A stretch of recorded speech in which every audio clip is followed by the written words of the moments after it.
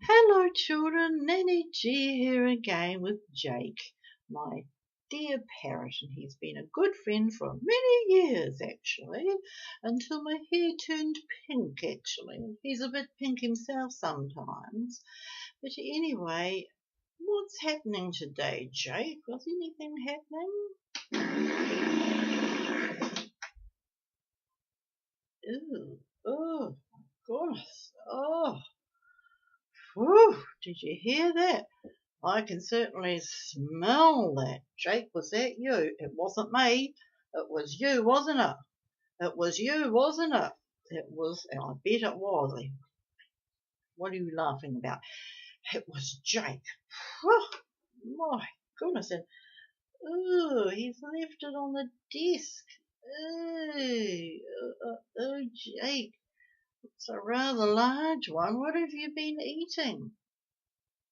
Prunes. Well, I'm not surprised. Prunes, well, they're very good for you children, but well, they do make you go to the toilet an awful lot. And they make you fart a lot too. They do. Yeah, it can be funny. They can. Well, Jake, today I would like you to go and find the blue ice blocks, all right, Jake? The blue ice blocks, and go and feed them to the blue-tongued lizard. The blue-tongued lizard, all right? Okay, that's a good boy, because that's how he gets his blue tongue, children. He does. But speaking of things like this, things like that, children. Well, our story is about the dung beetle. Now, the dung beetle has a very special job, and we'll tell you all about it. Because in the Wonga tundra, which is kind of on the plains, in the middle of the summer, a stink most frightful could be felt, and could be smelt. Oh, what a frightful bummer! Ooh, look at the lion. He's like, ooh.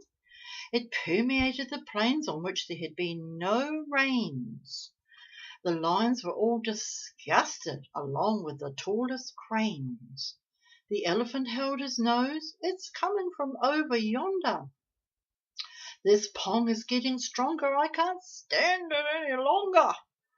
He pointed with his trunk to a big brown stinky hill that seemed to grow higher as he continued speaking still.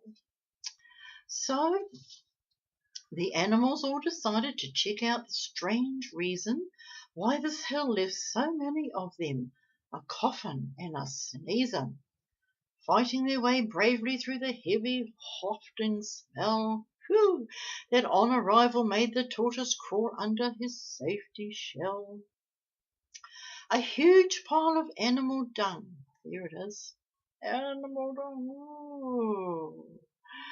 Before them all stood tall. The ostrich hid his head in the sand, embarrassed by it all. Whose is this poo? The Lion King had at full volume angrily roared.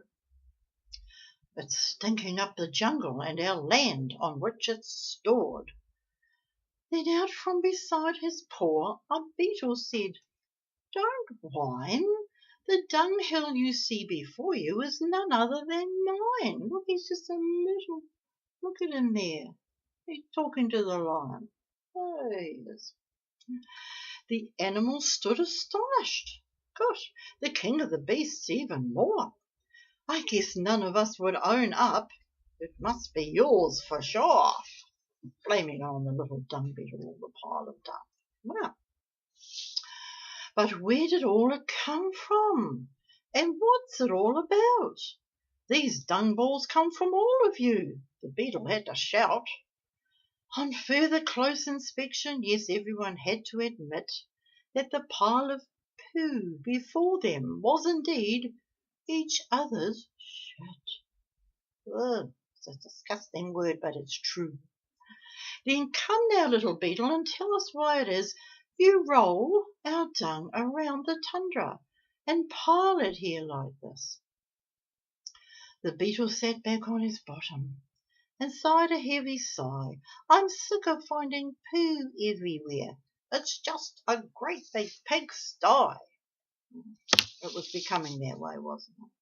The tortoise wearily peered out from inside his hard old shell. The ostrich pulled his head from the sand, feeling a bit unwell. The lion said to the dung beetle, as his face he constantly fanned, "Your service, little beetle, will be honoured throughout the land." And so it was, children, as the animals all left in their tracks, trails, lines, and lanes, hurrying to get away, far away actually, across the great Wonga Bonga plains, that the beetle went on with his clean-up job.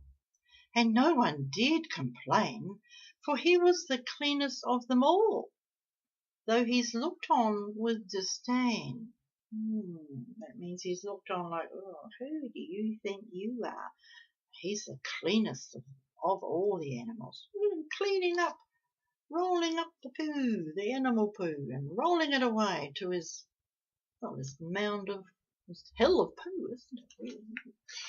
Ooh, it's disgusting, that's what they do in Wonga Bonga land.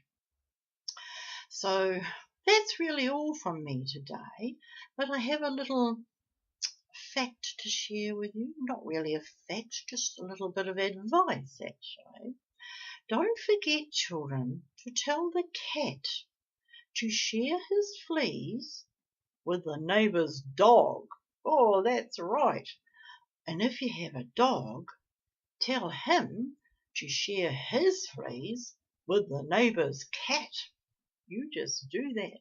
Well, that's all from NannyG today until I see you again. Bye-bye, children. Bye.